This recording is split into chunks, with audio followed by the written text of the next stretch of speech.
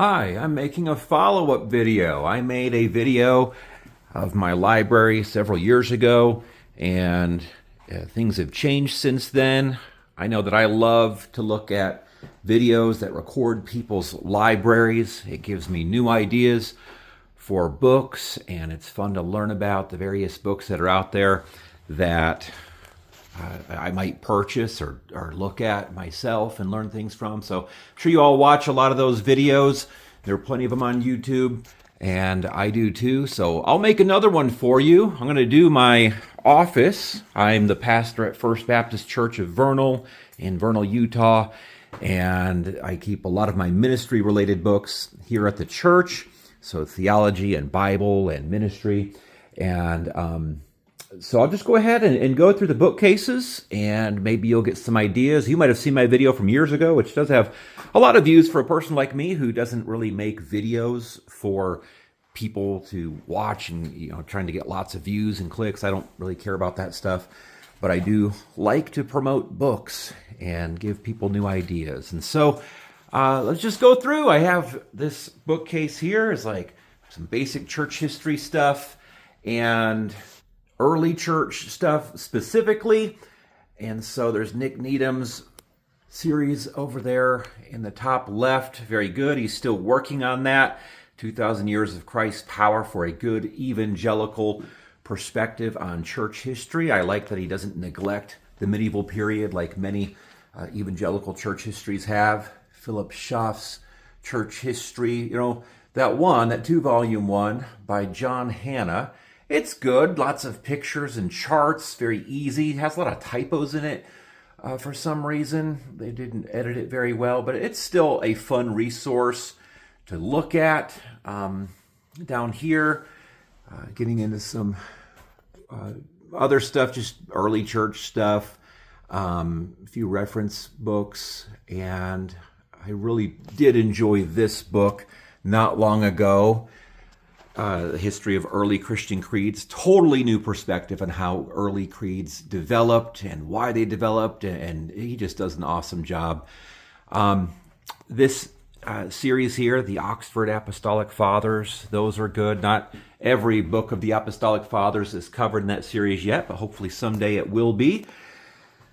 Down here, I did enjoy Udo Schnell's book, The First 100 Years of Christianity. Good reconstruction, though he's more liberal than I am. I still got a lot of fresh ideas and thoughts from him, things to think through, different perspectives.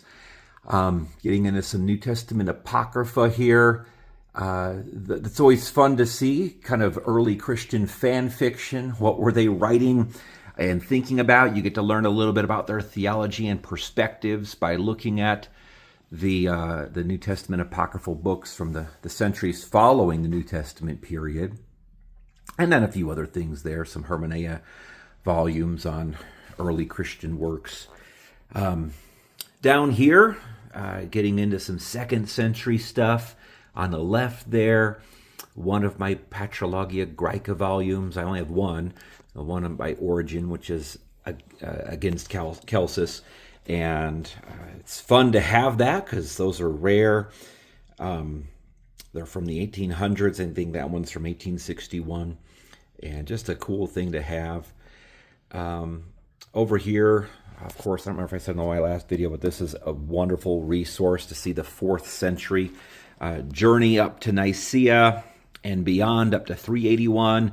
And you just realize how chaotic the 4th century was because it was not settled. The Arian controversy in Nicaea did not settle it in 325, and it was quite a road, quite a wild ride. The Patrology series here, very good. These are older, and then the 5th volume came in later to supplement it. And this was a good book. The Body and Society, about early Christian sexual renunciation. What a strange concept for modern evangelicals. Why were the early Christians so concerned about renouncing their sexuality and elevating celibacy to such a high degree? And he explains a little bit of that by Peter Brown. course, this is the Ante-Nicene Fathers, Nicene and Post-Nicene Fathers. I only have some of the Nicene and Post-Nicene Fathers, but I just get the ones that I'm interested in. I don't want all of them. I don't need all of the sermons of Chrysostom in bound form. I can see them online. And so anyway, those are good if you can get them. It's been out of print for a long time, sells for thousands of dollars nowadays if you can find a whole set. And there's that Cambridge edition of Early Christian Writings, which is pretty good. It's still in continuation. They have 4 volumes. I think it's going to go up to 7 or 8. And each of them just collects different excerpts. Talking about this one here, different excerpts from early Christian writings, puts them in context, and a lot of stuff that really hasn't been dealt with or given much attention in the past. Here's Eusebius' Church History, highly recommended. That version, translation by Paul Meyer, has a little bit of commentary in it. I read that back in the late 90s, loved it. It really was my entry into early Christian history, and good stuff.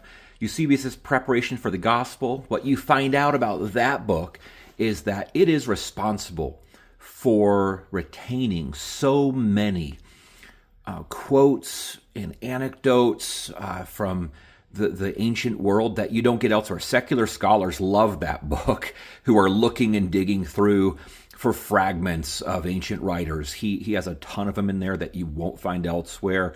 And of course, he's making the point that all of history has been preparing for Christ and his coming. And very interesting book. You can get used copies of it online. Got some more stuff getting into late antiquity here. Really did enjoy the beginnings of the cult of relics. Shows that relics kind of began within this 20-year period around 360. Kind of unheard of before then to treat them the way that they did begin to get treated, but became a big deal afterwards with a little controversy when they began to be so venerated. Other books that are interesting, Epiphanius there on the right. He was like a celebrity preacher in the early church, and he wrote that book, The Panarion, the Treasure House. He just writes about heresy after heresy in it, and really interesting, unique book. Got a few Augustine volumes down here. That's a good dictionary, Augustine Through the Ages, or encyclopedia.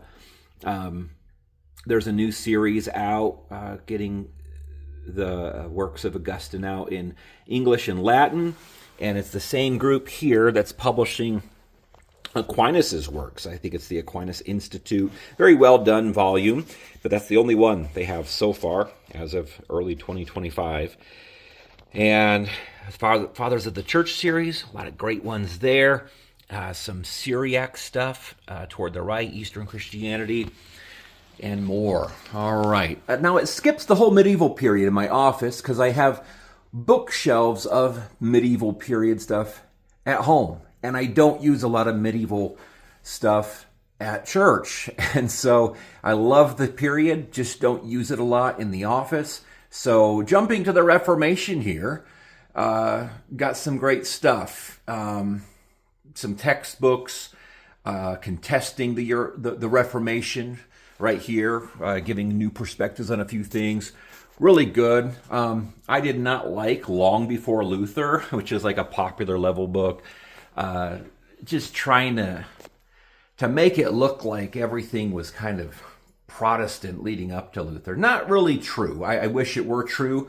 There was as Alistair McGrath says, kind of a theological laboratory going on. People in the church kind of experimenting. What's the best form of Christianity? And so going in some weird directions throughout the medieval period, though certainly the church was there. Christians were there. But yeah, Long Before Luther, a little bit, not much of a recommendation. I do like that Oxford Encyclopedia of Martin Luther. Very fun. Man, I get a lot of new information from the articles there, though nothing radical in there if you're a Luther scholar. But for me, man, I just love it as an ordinary pastor. A lot of Luther's works, always fun to read. I used to read these all the time in college and really enjoyed just sitting in the section of the library that had the works of Luther and also the works of Erasmus. We just sit there and comb through those. But more Luther here. This series is really good. I don't remember if that was on my last video, but it gives you a select group of Luther's writings with annotations and commentary. And even if you just read in the Roots of Reform volume, the first one, the 95 Theses with the commentary, you have just such a new perspective than you get when you just maybe watch a few documentaries or something like that. Look at a few YouTube memes. You'll have a new perspective on Luther. And so here, moving beyond Luther to Calvin. Of course, Calvin's really important. I had a chance to read for the first time Institutes of the Christian Religion last year, and it was good to read, be aware of it, such an influential book.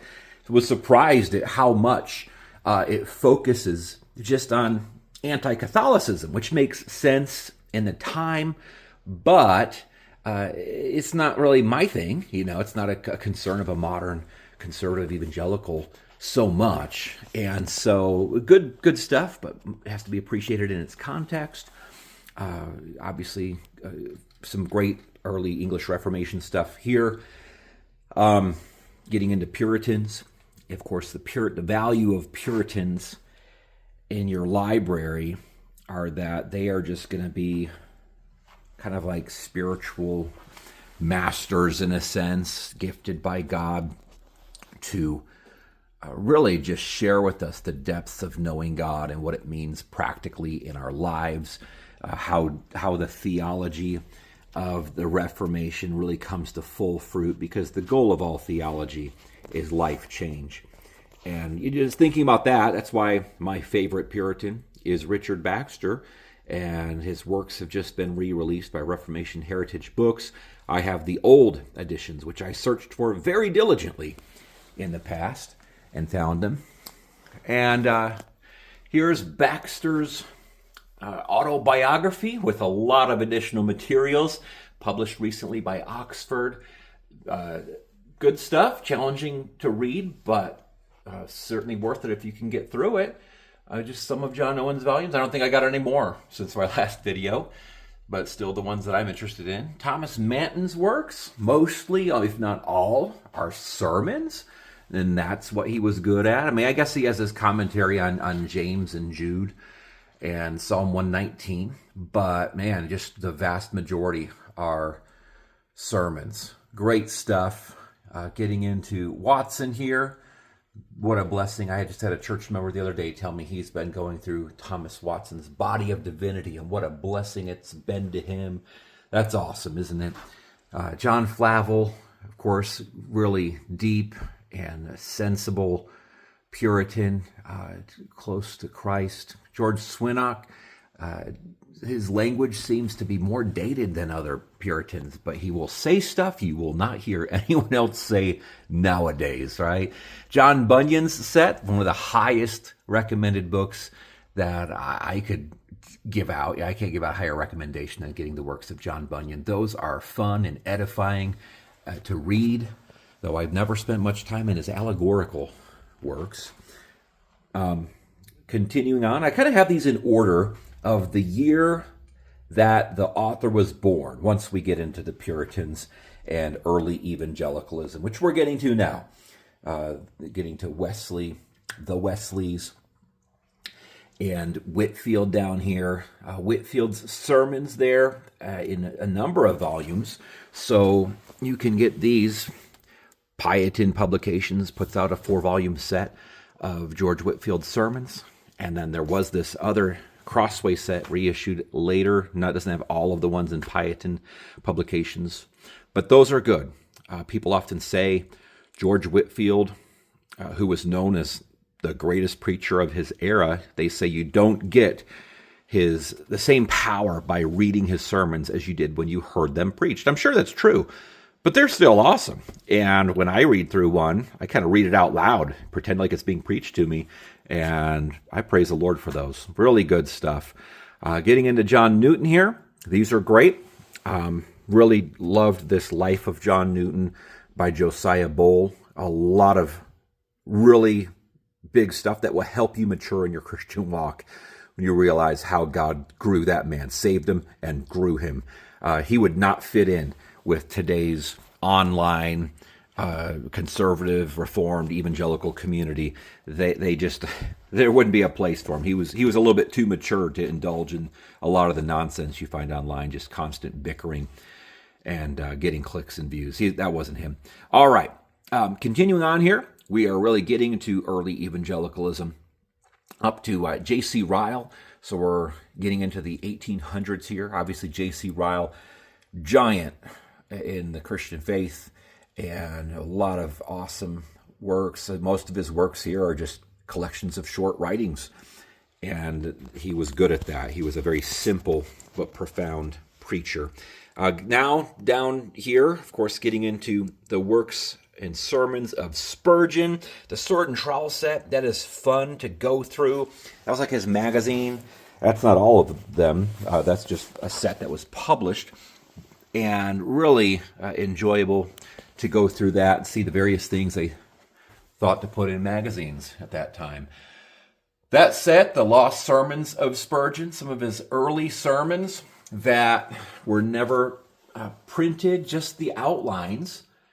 And I love sermon outlines. I love to see the logical flow and connection to a particular text of Scripture and how it's being explained, and really enjoyable to go through. Those are more Spurgeon works. And all the way down here, there's that Day One series of different addresses, lectures, and sermons. Those are great too. Some unique stuff there. All right, getting into some Scottish stuff here. Of course, we begin with John Knox and the Scottish Reformation. Just one way of categorizing stuff. Keep these Scottish guys over here by themselves. They do have a little bit of a different approach, and it's one that I think a lot of us can appreciate. Very straightforward and bold in their preaching, clear in their teaching. And it kind of runs out here. And this is where I begin America and American theology, American Puritanism. And this is, I don't remember if I said this before, but you have to have this book, The Democratization of American Christianity. That is the book on understanding what has happened with theology in America. You cannot not read that book. If you want, you will be handicapped if you try to understand what has happened uniquely in America with Christianity.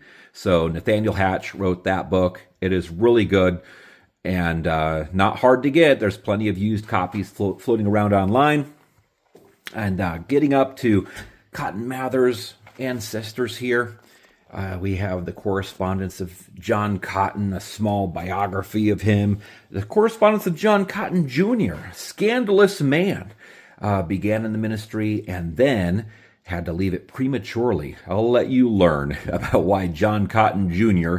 had to leave the ministry early. We get to Cotton Mather's dad, wonderful biography, which I read a long time ago and still think about quite a bit today. The Last American Puritan, the life of Increase Mather. And now down to the Cotton Mather area. It's not all Cotton Mather down here, but a lot of it's Cotton Mather or related to him. I just appreciate that man so much. Wrote 430 books throughout his life. Strangely, in his diary records that he had an angel visit him one time in his house who basically told him that he was going to, early on write many books, and that's what he did. So why not believe it? There's the Biblia Americana series, not complete yet. They are not all released. I think I'm missing one that's currently released, which is like $330, so I'll wait and find it for cheaper. That's a very weird commentary series.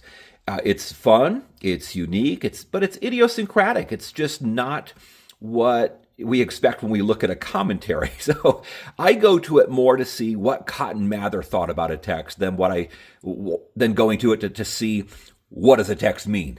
And so you just don't find out what a text means in that, because he has a strange approach of just doing like a question and answer thing. He takes a text, asks some random questions about it, and gives answers. So yeah, it's being published for the first time in history right now. And so I can see, I think, why a lot of publishers overlooked it, said we don't want to touch this series.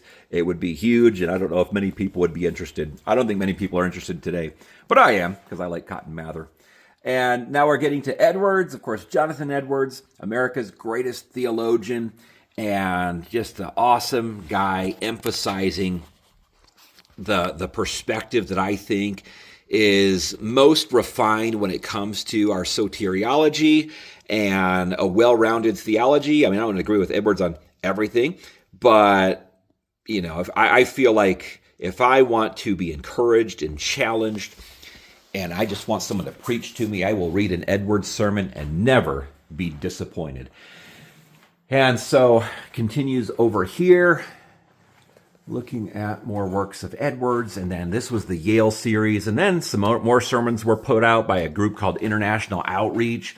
Those are good, a whole set of sermons on really evangelistic sermons and his approach, and then more sermons on hell, which he has a reputation for, preaching on hell with sinners in the hands of an angry God. But he didn't always preach on hell. He preached on a lot of things, and those ones just get the attention.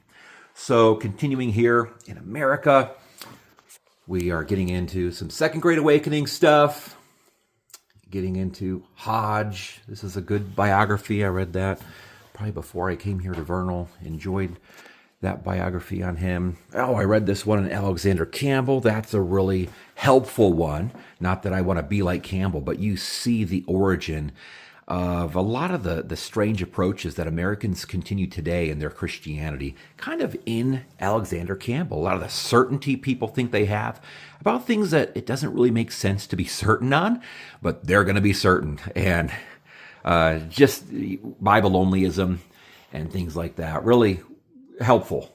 And we continue here. A lot of Princeton stuff, those Princeton guys. Actually, I have B.B. Warfield down here. The Princeton guys were working at a really formidable time in modern evangelicalism. As liberalism was coming onto the scene, they were dealing with it as well as they could, but of course, it even overtook Princeton Seminary. And getting in here, Robert Louis Dabney, wonderful. And got some Baptists there on the right. And these are the works of B.B. Warfield. Fun to go through. He's dealing with sometimes controversies that really don't seem to be relevant today, but were at the time. And his methods, logic, is always something to appreciate. And he's made an impact that lasts until our time. Some Bavinck stuff here, von Maastricht. That series will continue to 7 volumes eventually. These ones are great. On the far left, Reformed Ethics by Bavinck. I think there's a 3rd volume out right now, but those are so good to see. Such a deep thinker, solid theologian in so many ways, just getting to the practical. And he does a great job helping you think through things you normally wouldn't even think about, even like your eating, and like how is my eating related to my theology. Good stuff. That you see that face looking at you, J. Gresham Machen. We had to use his grammar in Bible college. Machen is all we called it. And all of our grammars fell apart at Pensacola Christian College. For some reason, it was poorly bound. But I always wanted to read more about Machen, and I did read that a few years ago. Good book. He was like a mama's boy, unmarried his whole life, but fought well against liberalism, wrote that book that he's so famous for, Christianity and Liberalism, which is really, really helpful. A lot of books on revival here, which if you want to be encouraged and see what God's done in the past, read a book on revival. I often pick up that book, The Power of Prayer, and man, you just read a few pages in there when you want some encouragement, or as a pastor, you want a good illustration about the power of prayer, God's power to change people. You can get one from that great revival that happened in New York City in 1858. Cool story, easy to get book. Just some random stuff down here, getting into just some basic fundamentalism, evangelicalism stuff. Baptist Heritage, decent resource to have. And then over here on the far right, just some Reformed confessions. And of course, there's lots of other stuff there too. That's great and helpful. And up here, kind of end just a few Catholic things here. This is a great biography to read of R.H. Charles. Get into the Bible and start with Old Testament, of course. And if you saw my last video, this section might not be that different than last time. I mean, I get a lot of commentaries through Logos now, the Bible software. It is a lot easier to use, but I'll still highlight a few things. This, of course, I probably said last time, I love this series so much. The Teach the Text series, which has been discontinued, but really good for preachers and teachers. This is a similar series. The Carrig's commentary series, it comes from the Greek word for preaching, message, whatever. And just if you want to teach through a book, it's going to help you because of their approach to finding the main point of a particular teaching unit and just guiding you through as if the whole unit is kind of trying to teach that main point, and they get that main point exegetically. Very good stuff. So continuing on here, this is good for teaching and preaching too, like the Kregel Exegetical Library series. And they highlight the main point of the teaching unit as well in that series. Usually, I think one of them doesn't. I think this one doesn't. I don't think he does a good job trying to help you teach First and Second Chronicles, but he still has a good commentary because it's Eugene Merrill. All right, continuing on here. This is a good series if you're looking at how a book has been treated throughout church history, the reception history of a particular book of the Bible, and so it's like the Bible through the ages or something like that is what it's called, or through the centuries. Can't even see the name of the series. But anyway, good series. Very cool. If you want to find something that other commentaries will tend not to tell you. One of my favorite series, the Hermeneia series, depending on the author. But that's a good one on Judges. Looking forward to the second volume. One of my favorite commentaries is coming up here from the Hermeneia series. And just awesome. Awesome stuff. All right, continuing on. Best series on the Psalms, Alan Ross. If you're going to teach or preach Psalms, you have to have that. That's the first thing you should have. It's just like his commentary on Genesis, creation and blessing, and his commentary on Leviticus, where if you understand actually how to teach the Bible, you will appreciate those commentaries because he highlights each section's main point. When you teach a book or a passage of the Bible, you ought to be teaching the main point of that book or that passage as your main point.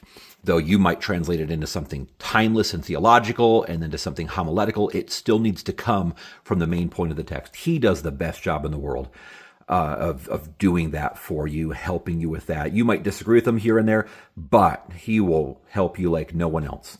All right, my Proverbs commentaries, my favorite book of the Old Testament. I love wisdom, though obviously it's limited.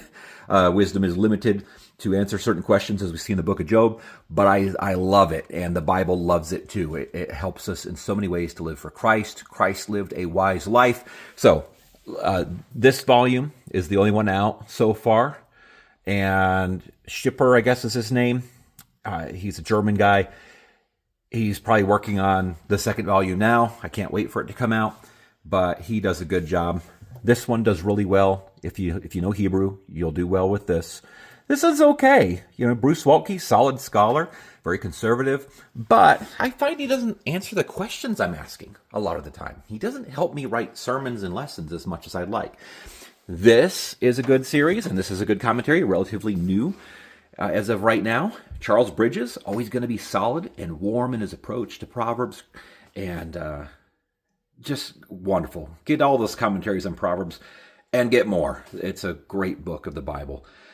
Ecclesiastes, this was a good series. I would hope that they eventually put out more Preaching Christ from series books, but I think I have Daniel, Ecclesiastes. I think there might be some more, but they're really helpful for teaching and preaching, or just doing Bible study. Jeremiah and Lamentations, again, the Carrig's series, and that's going to help you teach or preach it if you're ever going to, which is kind of a challenge because it's so long. More Jeremiah. I love the book of Jeremiah. I love the story of Jeremiah. Just heard that Dwayne Garrett has published a new introduction to Jeremiah, which I'm looking forward to getting, and just getting a better understanding of that book. Getting into the 12 prophets here, the minor prophets, we move on toward the end of the Old Testament. Thus ends the Old Testament. And the New Testament begins here. This is a fun series. commentary in the New Testament from the Talmud and Midrash. So those are early, kind of late antique Jewish books, Talmud, Midrash. But they're, of course, carrying through a lot of Jewish culture from the time of the New Testament. And they're going to tell you a lot of things that will enlighten you on the culture, Jewish culture represented in the New Testament. I don't have the first volume yet, but I've enjoyed using the ones that I have. Another book by Udo Schnell, just like I had the first 100 years of Christianity. Here's his theology of the New Testament. That was helpful too, though he's very liberal. I don't share his views and everything. He will still tell me things that I won't come across in conservative evangelical commentaries. Connections that he's making, just new insights, historical data. And I loved reading that book, though I don't share his view about inspiration, the inspiration of Scripture. More great stuff on the background of the New Testament. And it's looking at this section here. Like, you should get every book in this section. These are all great. This one, Son of Man by Richard Bauckham. That's the first volume of the Son of Man series on early Jewish literature. And there's a second one coming out, but you will have a new perspective on the Son of Man. And let's continue on, some books on Jesus himself, now getting into commentaries on the New Testament. Even having J.C. Ryle make an appearance here. He's certainly worth consulting if you're teaching through the Gospels. He has some really great stuff. He will find practical points, great insights, and these are all good too. This is a great sermon on this, or commentary on the Sermon on the Mount, though I don't think he really ever thinks that there's a main point to the Sermon on the Mount, which I do. I think it's all unified around a main point. And he's kind of liberal, but you still get a lot of great stuff in that commentary. Continuing on, there's Darrell Bock's Luke commentary. I took Darrell Bock for Luke at Dallas Seminary, and that was a fun class. We had a good time. The Acts commentary in the Carrick series, I haven't even used this yet. I've gotten it, but have not been going through Acts and teaching or preaching. And look forward to it someday using that book. Of course, you can't beat Craig Keener's commentary for the background of Acts and cultural insights. Teach the Text, that was a good one. There on the far left on Acts, helps you with the main point of the text. And continuing on, getting to Romans, I did preach through 1 Corinthians not long ago. It took like a year, and we had a wonderful time finding out what God's Word is telling us in 1 Corinthians as a church. And there's a few new ones here. If you are into these videos and you did see my previous video from maybe 6 or 7 years prior to this, still would recommend very highly Thomas Adams' exposition of 2 Peter. He was an Anglican, but did a great job highlighting some really key things, practically speaking and theologically speaking, in that text. All right, continuing on to this side, the end of the New Testament is covered here. I don't know that I have any new commentaries there. Then I have just a few random things that deal with the New Testament, papyri, and these books were great. If you read Greek, get those books. This is a groundbreaking book from like 100 years ago by Adolf Diesmann.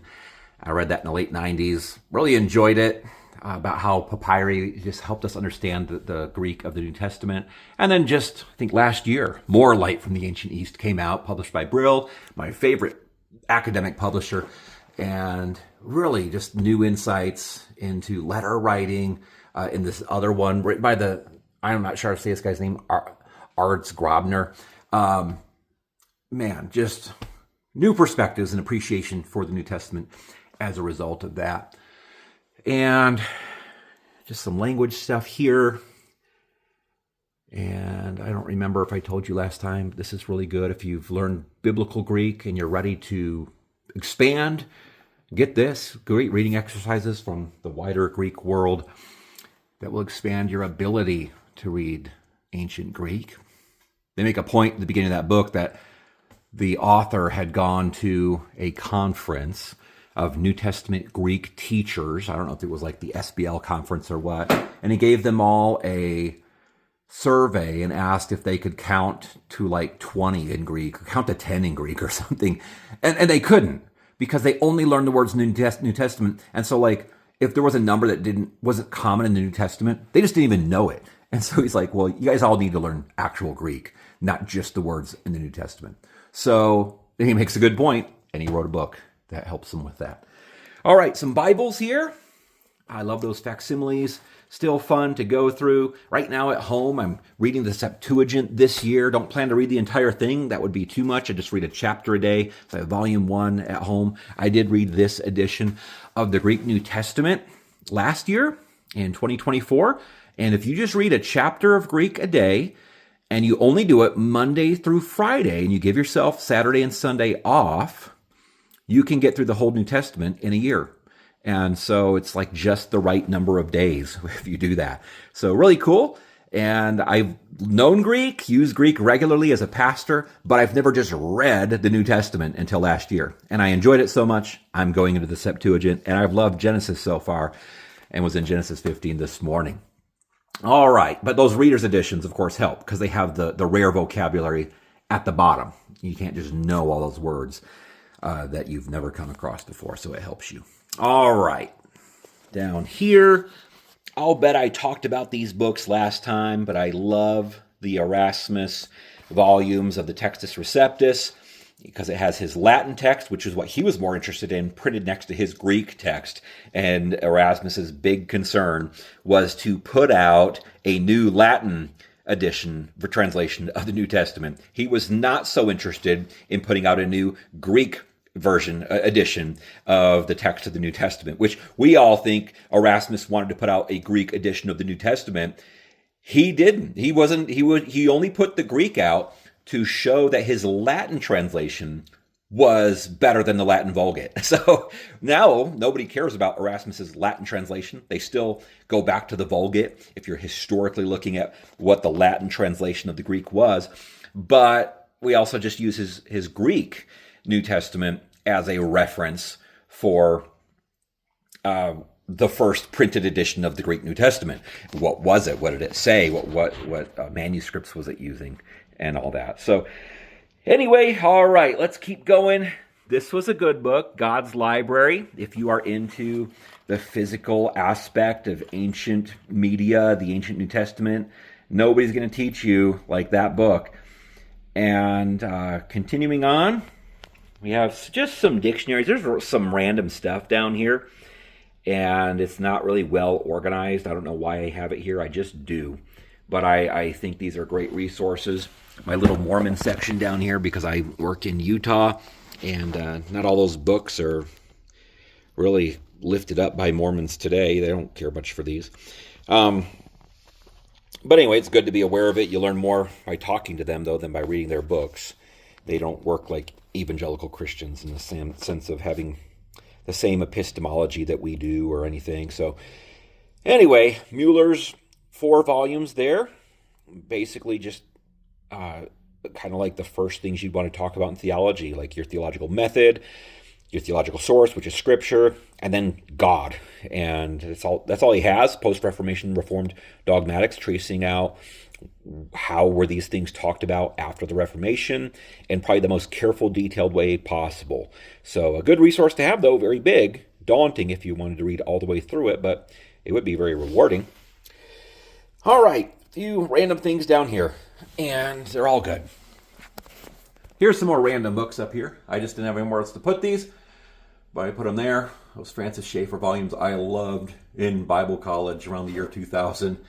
He was very helpful for me in showing me that Christians can think and interact with the philosophical tradition, and wouldn't follow Schaeffer and everything he said or wrote today, but man, he got the conversation started for me. Here's some really practical books for counseling and preaching and pastoral ministry. Great stuff. Some theological, systematic theology books here, just close to my desk, easy to grab. Theocratic Kingdom there on the right. I'm sure I mentioned him last time, a Lutheran who wrote a 3-volume defense of premillennialism in the 1800s. And he does a good job. I'm premillennial, historic premill, and great. It's got the 2 current volumes of Gary Habermas's On the Resurrection here. And I think there's going to be a total of 4 before he's done. And I haven't even touched them, other than I've glanced through them, but hope to actually read through those soon. The font isn't very small, so they look like big books, but you probably wouldn't take long to get through them if you just stayed diligent. Some more random theology stuff, smaller books, paperbacks, getting into some practical church stuff. A lot of this stuff, the thing that unifies these paperbacks is just they are practical books that I like to keep around. This book's totally out of order here. The Devil's Redemption, like a history of universalism. And obviously that's important. Most Americans today, their default position is universalism. Everyone goes to heaven, unless you're like super bad like Hitler. And so it's a form of universalism. So what would be the value of learning about the history and theology of universalism? Well, you would learn about the history and theology of what most Americans believe today. It's Christian universalism. Something that is an offshoot of Christian progressive theology, Christian theology. And so that's helpful to know. All right, continuing on here. Got a few more volumes that some are very important and I've enjoyed. I read Alistair McGrath's just textbooks years ago and thought, man, this is really well done. And everyone should read this stuff. And then some more stuff down here, sexuality stuff, and more paperbacks on great topics. I usually get rid of paperbacks that are small that I don't think are valuable. And I don't really think much about this bottom shelf. I mean, there's a few books I grab down here regularly. All good stuff. Some devotionals I've gone through in the past. But anyhow, that's it for my office library. Continue going through my books when I get home at some point. And I have several bookshelves there, but they're all non-ministry books. And I really look forward to showing those to you because maybe you'll be inspired to read some new books you haven't read before. And I'd love to influence you to look into some things that maybe you've never thought about before. Let me just share with you one thing before I transition to my home library, and that's the current book I'm reading. If people ask what books are you the most excited about, and often it's the book I'm currently reading. And right now, I'm reading this book by, my wife has to hear me talk about it all the time, From Plato to Platonism, and I am just blown away by this because it's showing something, he's making an argument that later Platonism, Middle and Neoplatonism, was actually a continuation of Plato's project. And Plato's project, which is built on these principles of anti-materialism and anti-relativism, anti-skepticism, anti-nominalism, anti-mechanism, this is continued throughout the tradition.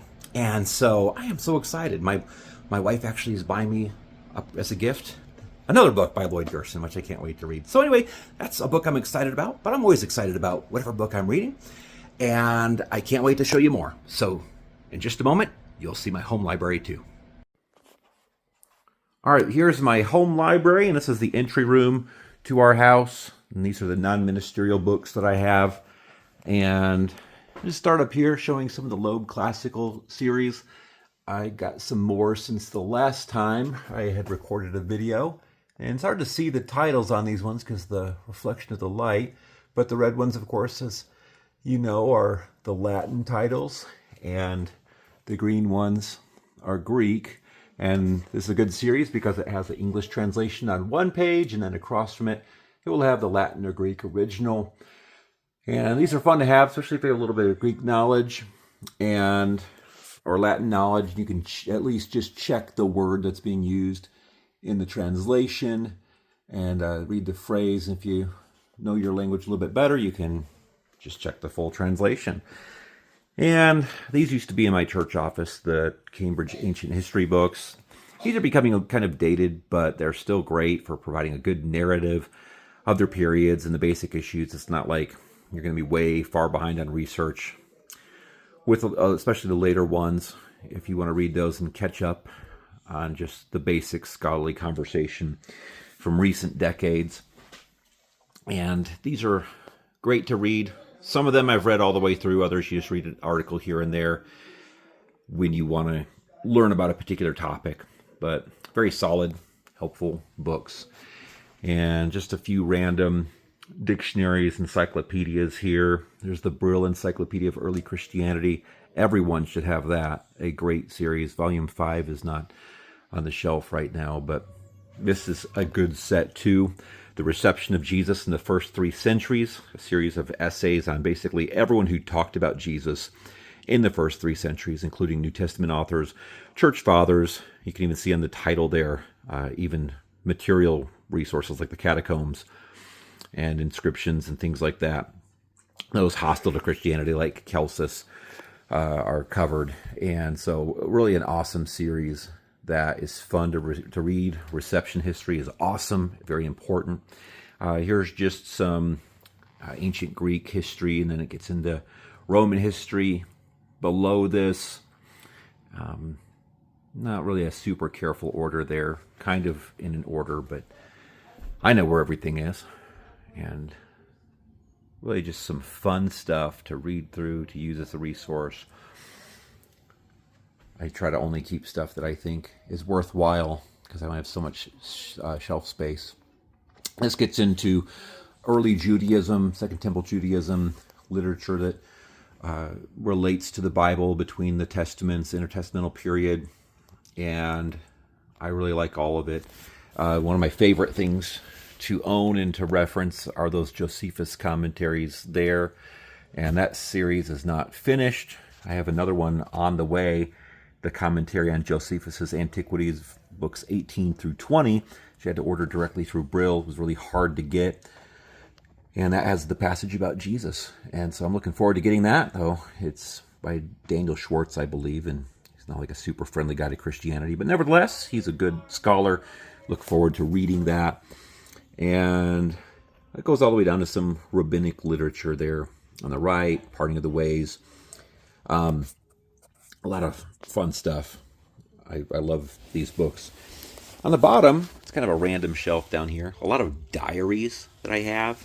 Sure, you can't see really well on the left. The Parisian journals, like from the 1400s. Florentine diary from the 1500s. Some of these diaries are just anonymous. People don't even know who wrote some of these early ones. I love Samuel Pepys. I listened to his diary on audiobook. I've gotten through like 5 years of it. And I don't own a physical copy of it. It's pretty huge. And but I love listening to Samuel Pepys. And so that's some cool stuff. Moving over here, a philosophy shelf. And sadly, it's filled up. So I always feel a little nervous about buying more philosophy books. I have some books that don't fit on here. They're just scattered throughout the house. But I kind of go in order of history. So even starting with the pre-Socratics here. The Cambridge edition of them. Actually, I have the Loeb Classical edition too, which is more complete. But good place to start. Working into Socrates and Platonism. I did read that Pythagoras volume a little while ago, which I enjoyed. Getting up to Aristotle and then the history of Platonism, which extends for centuries beyond Plato. And then I skipped the medieval period, as you can see. We jump from antiquity here, and all of a sudden we're at the Enlightenment, getting into just John Locke and beyond, into the Enlightenment. And the reason is because I have my medieval books in another area, which I'll show later. But take a look at these. There's some that you would be interested in pursuing, reading about. Immanuel Kant, one of the most important philosophers of the modern era, kind of set the stage for modern thinking, though not helpful from the perspective of Christianity. And just a philosophy of life, teleology, things that actually matter to the human experience. All right, now I have this kind of a random bookshelf over here. Doesn't have a clear design in terms of what books are here. Just a few random histories of philosophy there. On the left, And then we get down here, and it's just like I didn't know what to do with these books, so they all just ended up here. And basic history, thought, society. One of my favorite things is this Encyclopedia of the Enlightenment. That is fun to read. And a lot of stuff on modern theology down here. Modern progressive thinking, where it all began, how it affects Christian thought. None of it's good, but it's important to know about. And I have a few books even down here. These are a book of inscriptions on associations in the Greco-Roman world. Oxyrhynchus Papyri volume here. This is a good one. This is a really large book, Historical Atlas of Ancient Christianity. And that's a beautiful book, and it's fun to read. I like the Oxford Handbook series, and these are always just a series of articles, essays on each topic. So they're good introductions. I've never read one all the way through. I just read the individual essays. The way you can treat these is like each one is a college course introducing you to the issues and problems in that particular field. And each of the essays is like one lecture in the course. And so I love those. They're a lot of fun to read. Let me go to the medieval. All right, this is the medieval section. Strangely, it's in our workout area. So get to work out and look at bookshelves of medieval history and theology and exegesis. And it is inspiring to look at these things. Think, man, I need to read that one. I need to get back into that. What did that one say? And so these are great volumes, late antiquity and early medieval stuff. This is the Gregory's Moralia on Job, like one of the biggest commentaries in Christian history. And people basically know nothing about it in the modern world. And even in modern theology, it's rarely referenced. And it's weird because it's on Job, which is often a strange book to go carefully through for a lot of people today. And then it uses early medieval exegesis.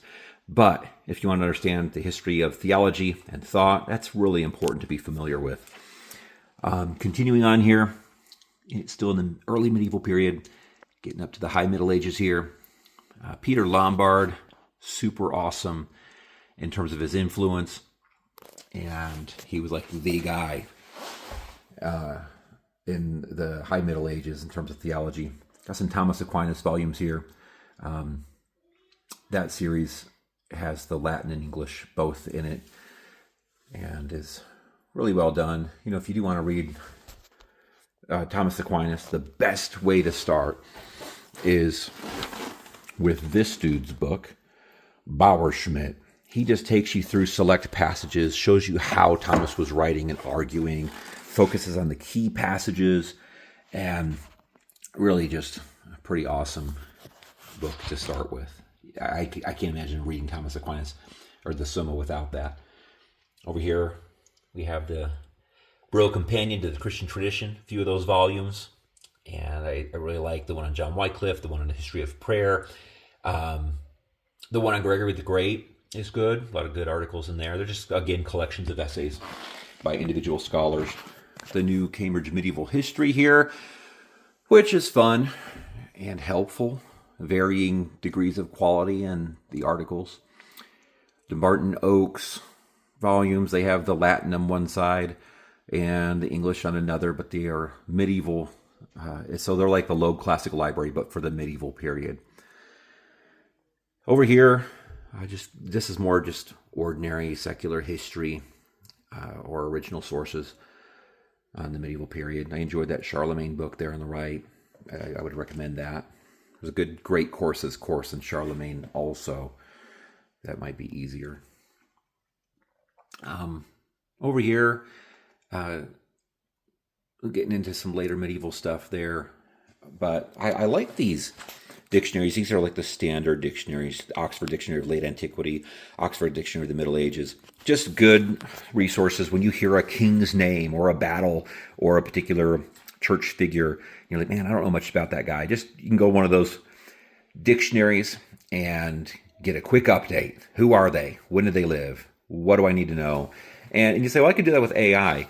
You could, but the value of this is it's written by a human, it's written by a scholar who's worked in the field, and you don't have to worry about it hallucinating, giving you weird words or answers, fake stuff. It's just fun, and so that's enjoyable. A random little section of medieval philosophy down here, and here's some oversized books. A lot of them, these are pretty big. Can't tell in the video, but they're large.